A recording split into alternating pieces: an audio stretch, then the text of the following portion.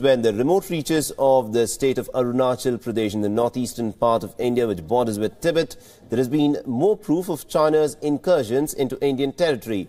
A bulldozer has been left behind by a Chinese construction crew when they were challenged by an Indian border patrol on the 28th of December last year.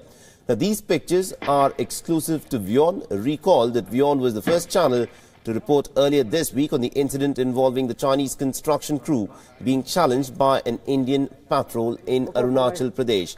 Now, the pictures also give the viewers an idea of how remote this location actually is, high in the mountains of the Upper Siang district.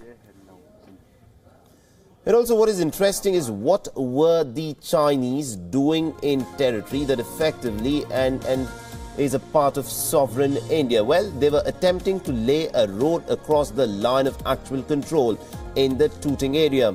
Across the frontier is Tibet, where less than 5 years ago China had completed work on a 117-kilometer highway linking 4 counties, the Nyingchi, the Baizin, the Dozong and the Medog.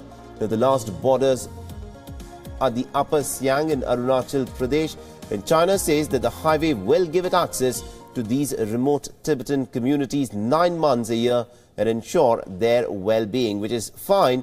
Now, also take a look as to what that highway has cost them to build. It's a whopping $155 million. And it's also curious as to why the Chinese would spend so much money in a region where there is virtually no economic activity. The implications of the highway is of strategic significance, and this is something which India needs to watch out for, because Upper Siang is now vulnerable to Chinese incursions. Now, this was probably one of the reasons as to why the Indian Air Force had made an operational advanced landing ground in Tuting in the December of 2016. Now, the landing ground is about 30 kilometers from the line of actual control, and it will also facilitate monitoring of the border, including the movement of the Chinese military convoys, and gather intelligence in the event of Chinese incursions. It can be used to rush troops and equipment, but India needs to do all this all along the line of actual control, since China's infrastructure development in Tibet is pretty much complete. Now, China has over the last 20 years laid more than 3,100 kilometers of highways, and this runs all the way from Xinjiang to Tibet. Now, much of this highway runs along the line of actual control with India. Now, add to that the 1,100 kilometers of Golmuz to Lhasa railway line. Now, 14 air bases spread all over Tibet and a massive network of optical fiber communications. Now, in a word, China has the ability to open up virtually any sector along the line of actual control with India. China's infrastructure development in Tibet serves another purpose under the instruction of President Xi Jinping. Now, the People's Liberation Army is also cutting its force strength to under 1 million men. There is a parallel effort which is underway to build up its Air Force, airborne forces, and its Air Force and strategic rocket forces. Now, the aim is to better serve China's expanding overseas interests.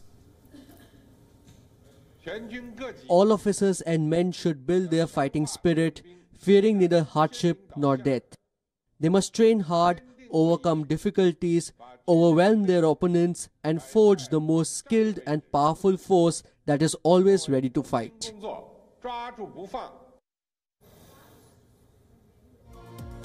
And also more interesting from an Indian point of view is what is happening in Lanzhou and the Chengdu regions.